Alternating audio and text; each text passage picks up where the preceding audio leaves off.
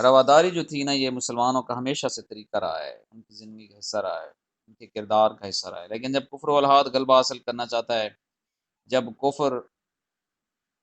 اور اللہ کے ساتھ کسی اور کو شریک کرنے والے لوگ، یا اللہ کو بالکل سرے سے نہ ماننے والے ایتھسٹ ٹائپ لوگ جب غلبہ حاصل کرنا چاہتے ہیں، مسلمانوں کو مغلوب کرنا چاہتے ہیں، پست کرنا چاہتے ہیں،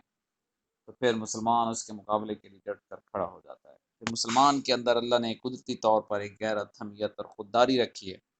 کہ جب اس کو دبایا جاتا ہے، اس کو پست کیا جاتا ہے، اس کو مغلوب کرنے کی کوشش کی جاتی ہے، تو یہ اتنا ہی زیادہ ڈٹ کر کھڑا ہو جاتا ہے۔ یہ اسلامی تاریخ گواہ ہے۔ بادشاہ اکبر کی بے جا رواداری اور ملکی سیاست میں ہندوؤں کے عمل دخل کی وجہ سے ملک میں کافرانہ طور طریقے اس قدر رائج ہو گئے تھے، یعنی مغل بادشاہ اکبر اتنی کھلی اس نے اجازت دی ہوئی تھی باہر کے لوگوں کو، بیرونی لوگوں کو اور کفار کو اور ملحدوں کو، کہ اس ملک کے اندر جو سیاست تھی اس میں ہندوؤں کا عمل دخل اتنا زیادہ ہو گیا کہ ان کے جو رسم و رواج تھے نا، وہ سارے رائج ہو گئے، جیسے دیوالی ہو گیا، بسنت پتنگ اڑانا ہو گیا، ہولی ہو گیا، اس طرح کے اور بہت سارے۔ مسلمانوں کی آزادی خود ان کے دینی معاملات میں بھی ختم ہو گئی، حتیٰ کہ مسلمانوں کو اپنے دین کے لالے پڑے، اپنے دین کی اجازت بھی نہیں تھی، آزادی سے نماز نہیں پڑھنے دی جاتی تھی، روزہ نہیں رکھنے دیا جاتا تھا، داڑھی نہیں رکھنے دی جاتی تھی، اس طرح کی آزادیاں بھی ختم ہو گئیں۔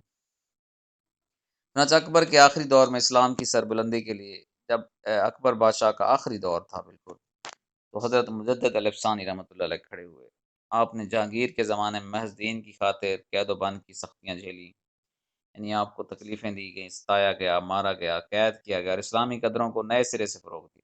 اسلامی اقدار جو کہ مٹ چکی تھیں یا بالکل معدوم ہو چکی تھیں، ان کو آپ رحمۃ اللہ علیہ، مجدد الف ثانی رحمۃ اللہ، نئے سرے سے پھیلایا۔ ان کے اثر سے، یعنی آپ کی تبلیغ کے اثر سے، آپ کے اخلاق اور آپ کی محنت کے اثر سے، جہانگیر کے زمانے میں،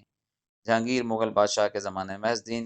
اورنگزیب دین کا خادم بنا، اور اس کا شاہ جہان اور اس کا بیٹا اورنگزیب وہ دین پر آ گئے، دینی روایات پر آ گئے،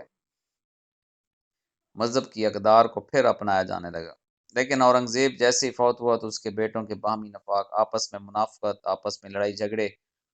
اور سلطنوں، عیاشیوں اور سلطنت